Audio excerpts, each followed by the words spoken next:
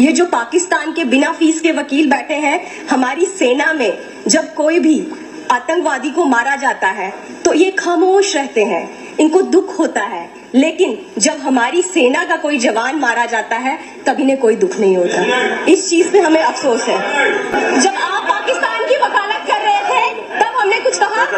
मैं पूछना चाहती हूँ, जब अखबार के पहले पन्ने पर आतंकवादियों की फोटो लगाई जाती थी, उनके नाम के साथ जी लगाया जाता था, वो सारी चीजें अब यहाँ पे बंद हो गई हैं। हमें खुशी है कि एलजी साहब ने जम्मू कश्मीर में टूरिज्म को प्रमोट किया।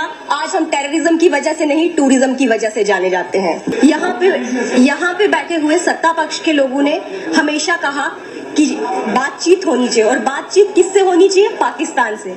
बड़ा अफसोस होता है, पाकिस्तान भारत से युद्ध में तो कभी नहीं जीता, हमेशा से साजिशें करता आया है, कभी आतंकवाद के नाम पे, कभी अलगावाद के नाम पे, और आज तो पाकिस्तान यहाँ पे ड्रग्स को प्रमोट कर रहा है, नशे को प्रमोट कर रहा है। 370 की वजह से कर्फ्यू लगा रहता था, कर्फ्यू में दुकानें बंद रहती थी, और उन दुकानदारों का घर कैसे चलता था ये कोई नहीं जानता।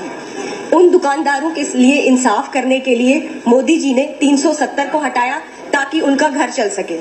पहले ऐसा होता था कि जब भी आतंकियों के जुलूस निकलते थे तो सब लोग उसमें शमूलियत देते थे, लेकिन जब से 370 हटा है, यहाँ पे जम्मू कश्मीर में कभी G20 समिट्स होती हैं तो कभी कभी हमारे यहाँ पे बहुत सारे प्रोग्राम कराए जाते हैं जिसके तौर पे जम्मू कश्मीर जाना जाता है। इसके लिए पाकिस्तान के साथ किस तरीके से बातचीत होनी चाहिए उसके लिए गृह मंत्री जी बैठे हैं, वो उनको लाजवाब जवाब दे देंगे। जब तक 370 था तब तक जम्मू कश्मीर पत्थरबाजी की वजह से जाना जाता था, आतंकवाद की वजह से जाना जाता था, अलगावाद की वजह से जाना जाता था, लेकिन जैसे ही 370 हटाया, आज यहाँ पे नए नए निवेश लग रहे हैं, पर्यटन स्थल बन रहे हैं, रोजगार के लिए जाना जा रहा है। पहली बार पंचायत से लेकर विधानसभा तक लोकतंत्र मजबूत हुआ, पहली बार महिलाओं को सम्मान अधिकार मिला, पहली बार जम्मू कश्मीर में रिकॉर्ड तोड़ निवेश आ रहे हैं, पहली बार यहाँ का युवा पत्थर नहीं उठा रहा, नीट की तैयारी कर रहा है, यूपीएससी की तैयारी कर रहा है, नेट की तैयारी कर रहा है और नई नई किताबें पढ़ रहा है। हमारी असेंबली में बैठे हुए कुछ लोग ये भी कहते हैं पाकिस्तान से वार्तालाप होना चाहिए, लेकिन हमारे प्रधानमंत्री जी पे सवालिया निशान खड़ा करते हैं। उस प्रधानमंत्री जी पे सवालिया निशान खड़ा करते हैं जिनका नाम का डंका न सिर्फ देश में बल्कि विदेशों में भी बजता है।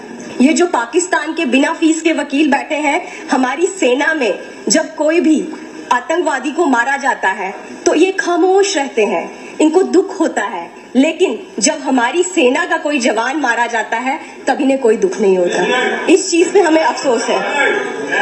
पहले कुछ दिनों से कहा जा रहा था, जब आप पाकिस्तान की वकालत कर रहे थे तब हमने कुछ कहा?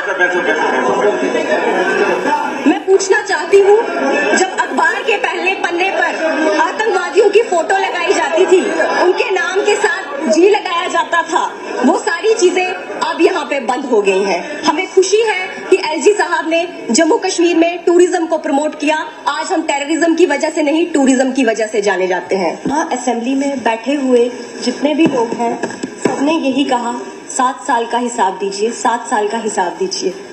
मैं उनको बता देना चाहूंगी कि हम सब जो यहाँ जितने भी असेंबली में लोग बैठे हैं बड़े बड़े घरों में रहते हैं, लेकिन हमारी जनता है, हमारे जम्मू कश्मीर के जो लोग हैं वो आज भी मिट्टी के मकानों में रहते हैं।